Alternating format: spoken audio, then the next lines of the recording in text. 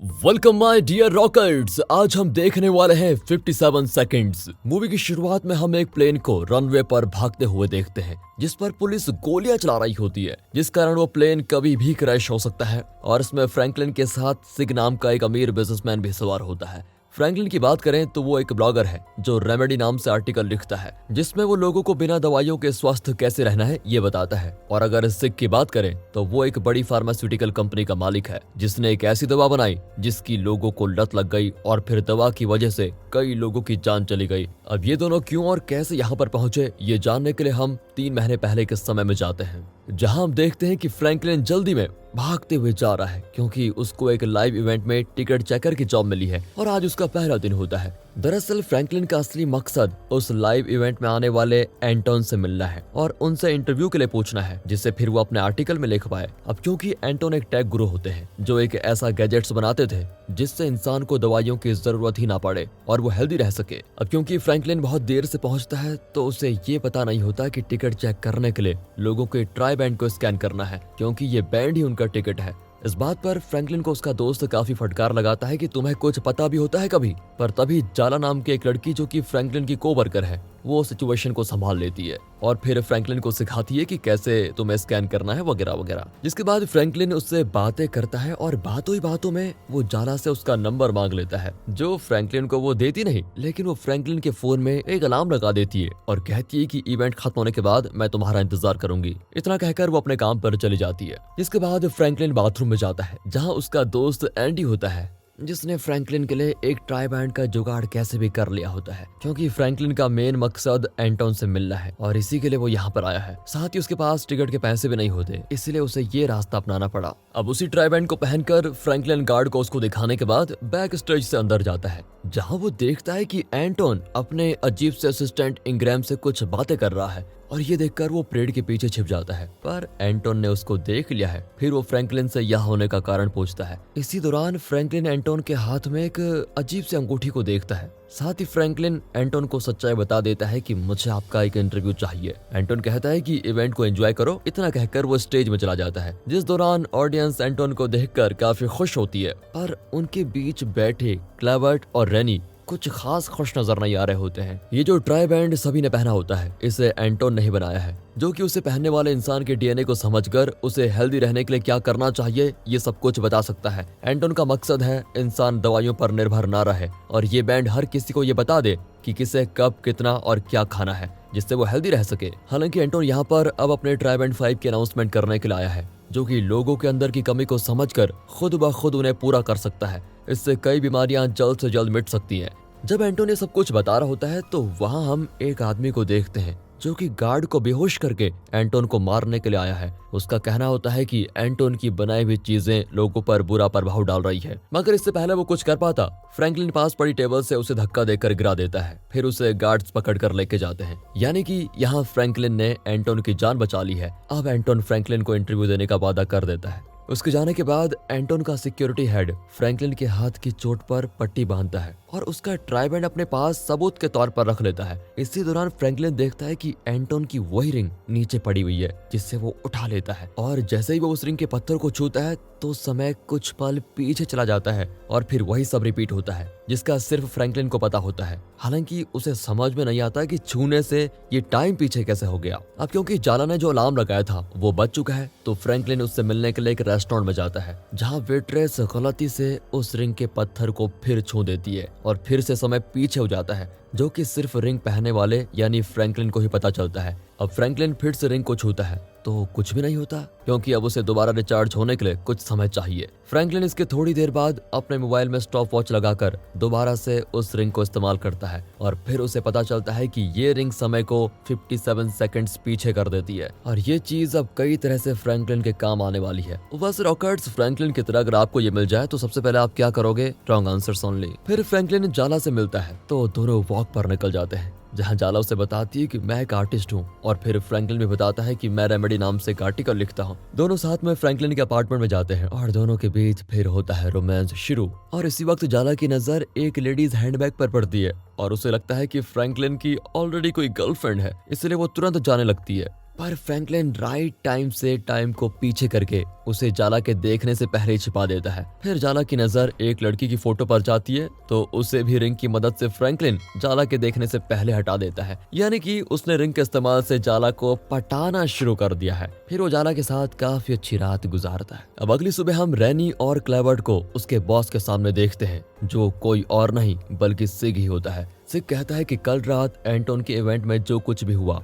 वो publicity stunt था, मगर अब वो क्लेवर्ट को फ्रैंकलिन पर नजर रखने के लिए बोलता है। साथ ही वो रेनी से कहता है कि ऐसा तरीका ढूंढो जिससे हम एंटोन के ट्राई बैंड को झूठा साबित कर पाएं। और ये इसीलिए कह रहा होता है क्योंकि अगर लोगों ने दवाइयां लेना बंद कर दिया तो सिग का बिजनेस पूरी तरह से चौपट हो जाएगा। इधर हम फ्रैंकलिन को जाला के साथ नाश्ता करते हुए देखते हैं। तभी फ्रैंकलिन की कार को बैंक वाले लेके जाते हैं क्योंकि उसने उस कार की EMI टाइम पर नहीं भरी होती है। अब उसे वापस छुड़ाने के लिए तो फ्रैंकलिन के पास पैसे भी नहीं होते, इसलिए रिंग होने के बावजूद भी वो इस कार को नहीं बचा सकता था। यहाँ हम क्लेवर्ट को भी उस पर नजर रखते हुए देख पाते हैं। अब एक दिन टीवी देखते हुए फ्रैंकलिन को एक आइडिया आता है। वो कसिनो में जाकर अपने रिंग को इस्तेमाल करके काफी सारे पैसे बनाता है, जिससे फिर वो नया फर्नीचर, एक नई कार भी खरीद लेता है। पर इतने में उसका मन नहीं भरता। वो अब हर रोज उसी कसिनो में जाकर पैसे बनाने लग जाता है। एक दिन जब वो पैसे लेकर बाहर आ रहा होता है तभी कसिनो स्टाफ उसे बाहर निकलते ही काफी मारते भी है, क्योंकि उन्हें अंदाजा हो गया है कि फ्रैंकलिन कैसे न कैसे करके चीटिंग कर रहा है। और इसी दौरान फ्रैंकलिन जल्दी से टाइम को पीछे कर देता है। इस बार वो अपने पैसे कसिनो में ही छोड़कर बाहर आता है, लेकिन फिर भी उसे कसिनो स्टाफ मारता ही है। अब ये देखकर क्लेवर्ट, जो फ्रैंकलिन पर नजर रखने गया था,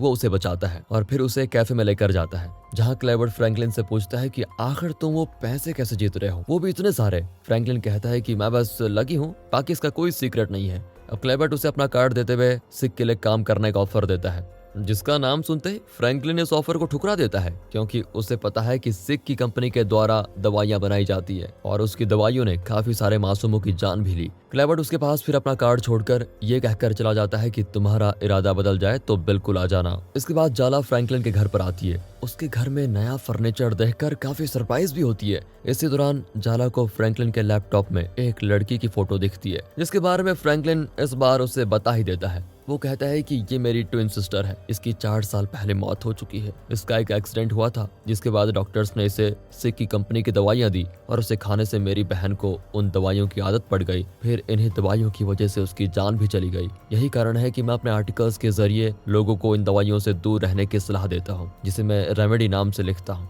ये जानकर जाला उससे कहती है कि मैं तुम्हारा ये सीक्रेट किसी से नहीं बताऊंगी। फिर दोनों फ्रैंकलिन की नई कार में ड्राइव पर जाने ही वाले होते हैं। तभी फ्रैंकलिन को आता है कॉल कि एंटोन आज इंटरव्यू देने के लिए फ्री है, जिसे लेने के लिए इनग्रैम भी आया हुआ है। इसलिए फ्रैंकलिन जाला को गाड़ी की चाबी देकर उसके साथ चला जाता है। अब एंटोन फ्रैंकलिन को उसके और जाला के लिए 2 नए ट्राई बैंड गिफ्ट करता है। साथ ही बताता है कि मैं एक ऐसी दुनिया बनाना चाहता हूँ जिसमें लोगों को दवाइयों की जरूरत ही ना पड़े। हम एक ऐसी टेक्नोलॉजी पर काम कर रहे हैं जिसके जरिए ना ही लोग बीमार होंगे और ना ही उनका एक्सीडेंट होगा। साथ ही एंटोन फ्रैंकलिन को सलाह देता है कि तुम भी अपने दिमाग से कई लोगों को इंसाफ दिला सकते हो, बस अपनी शक्तियों को सही जगह इस्तेमाल करो। उसका इंटरव्यू लेने के बाद फ्रैंकलिन के दिमाग में वापस घर आने के बाद भी एंटोन की कही भी बातें ही घूम रही होती हैं और वो फैसला करता है कि मैं सिग के ऑफर को स्वीकार करके उसके करीब जाऊंगा और फिर उसके खिलाफ सबूत जुटाने के बाद उसे एक्सपोज कर दूंगा। इससे फ्रैंकलिन का बदला भी पूरा हो जाएगा और सिग की सच्चाई भी लोगों के सामने आ जाएगी। इसलिए वो अगली सुबह क्लेवर्ट के माध्यम से सिग से मिलने जाता है,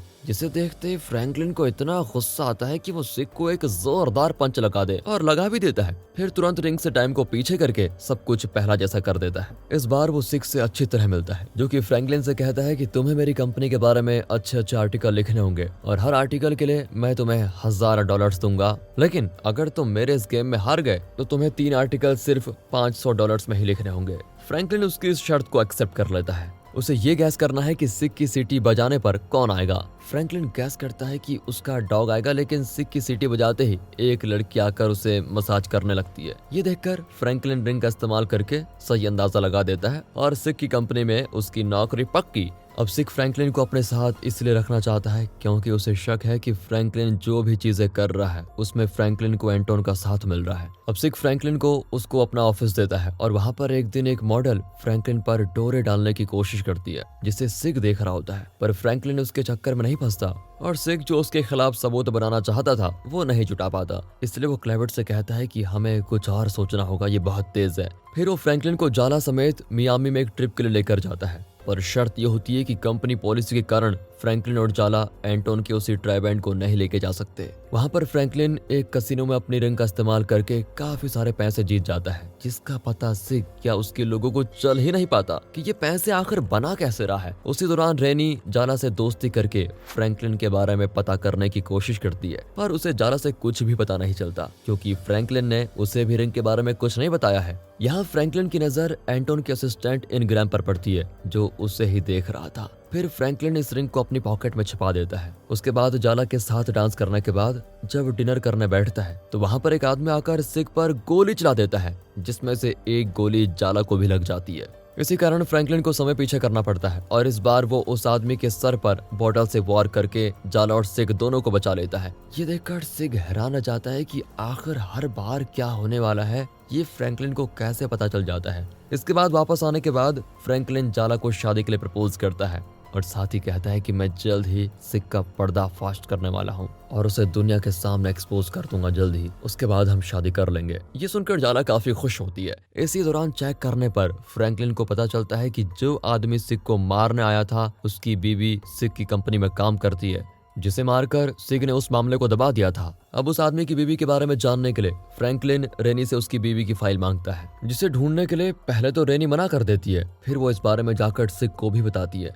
अब ये सुनकर क्लेबर्ट भी सिग को कहता है कि मुझे फ्रैंकलिन सही आदमी नहीं लग रहा है, बेहतर है आप उससे दूर रहो। लेकिन सिग का प्लान ही कुछ और होता है। वो खुद उस आदमी की बीवी की फाइल अपने हाथों से फ्रैंकलिन को देता है, जिसमें कुछ भी नहीं होता। सिग कहता है कि हमारे पास उसकी कोई इन्फॉर्मेशन नहीं है, साथ ही मैं तुम्हें मेरी जान बचाने के लिए कुछ देना चाहता हूँ। वो ये कहकर फ्रैंकलिन को एक बार में लेके जाता है, जहाँ वो उसकी ड्रिंक में कुछ मिलाकर उसे पिला देता है और इससे फ्रैंकलिन को काफी नशा भी हो जाता है। फिर उसे कुछ लड़कियां एक कमरे में लेके जाती हैं और वहां बनाता है सिग उसका वीडियो। फ्रैंकलिन को जब बीच रात में होश आता है तो वो सीधा अपने घर पहुंचता है, जहां उसके घर देर आने से जाला के साथ बहस भी हो जाती है, क्योंकि आज जाला की पेंटिंग एग्जीबिशन था पर फ्रैंकलिन उसमें आया ही नहीं। अब जाला फ्रैंकलिन को छोड़कर जाने लग जाती है तो फ्रैंकलिन उसे रोकने की कोशिश करता है, जिस दौरान रोकने की कोशिश करते हुए वो दोनों पानी में गिर जाते हैं। और अब इस सिचुएशन को रिवर्स करने के लिए फ्रैंकलिन अपनी रिंग को छूता है, जिससे वो दोनों वापस बाहर आ जाते हैं। इस बार जाला को भी पता चल जाता है कि फ्रैंकलिन ने कुछ किया है, क्योंकि उसे याद था कि दोनों हम पानी में गिर गए थे,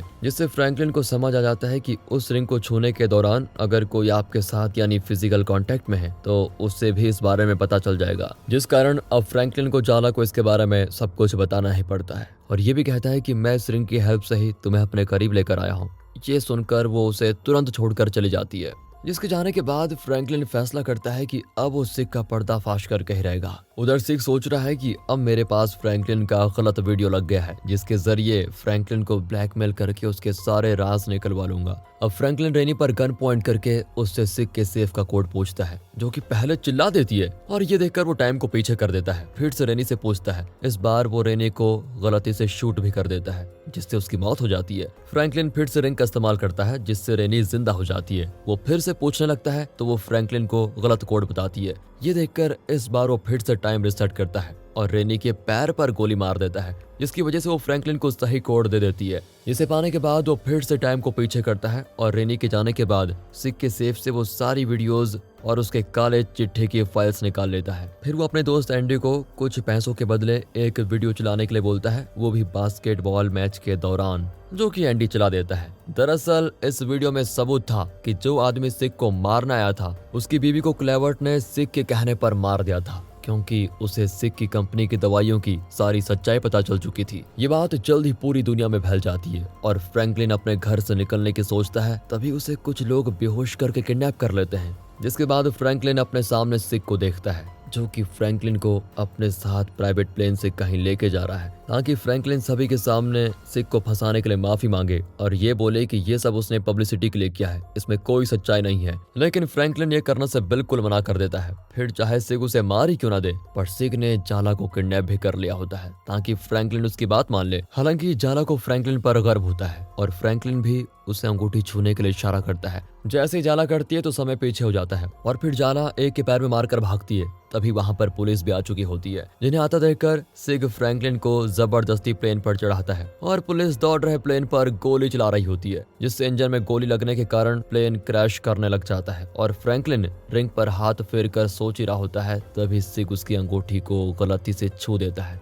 और अब उसे भी इस रिंग की खूबी के बारे में सब कुछ पता चल जाता है। वो बार बार रिंग को छूता है पर कोई फायदा नहीं होता, क्योंकि हर बार पुलिस इंजन में गोली मार रही होती है। ये देखकर फ्रैंकलिन हंसने लगता है, लेकिन सिग अब काफी ज्यादा घबराया हुआ और फ्रस्ट्रेट होता है। कुछ देर के बाद प्लेन क्रैश हो जाता है, जिसमें से फ्रैंकलिन, क्लेवर्ट और रेनी जैसे बाहर निकलते हैं। प्लेन में एक धमाका होता है जिसमें सिग की कहानी होती है खत्म। इस पॉइंट पर फ्रैंकलिन के पास एंटोन और इनग्राम आते हैं। एंटोन फ्रैंकलिन से बताता है कि मैंने इस रिंग को टेस्ट करने के लिए ही इसे तुम्हें दिया था, क्योंकि इसे मैंने क्वांटम पार्टिकल से बनाया है। फिर वो फ्रैंकलिन को अपने साथ काम करने का ऑफर देता है, जिसे फ्रैंकलिन ठुकरा देता है। एंटोन उससे अपनी रिंग वापस मांगता है, पर फ्रैंकलिन इस रिंग को एक पत्थर से तोड़ देता है, क्योंकि उसका मानना था कि ये रिंग सिग की उन्हीं दवाइयों की तरह है जिनसे लोगों को लत लग जाती थी। इतना करने के बाद भी एंटोन फ्रैंकलिन से कहता है कि तुम जब भी चाहो मुझे ज्वाइन कर सकते हो। फ्रैंकलिन एंटोन को उसकी ट्राइबैंड लौटा देता है और जाला का हाथ पकड़कर चुपचाप चला जाता है। और दोस्तों, आप हमारे दूसरे चैनल मूवीज वेदर को सपोर्ट करें और यहाँ पर ये मूवी खत्म होती है। मिलते हैं अगली वीडियो में, तब तक के लिए गुड बाय, ख्याल रखिए अपना एंड फाइनली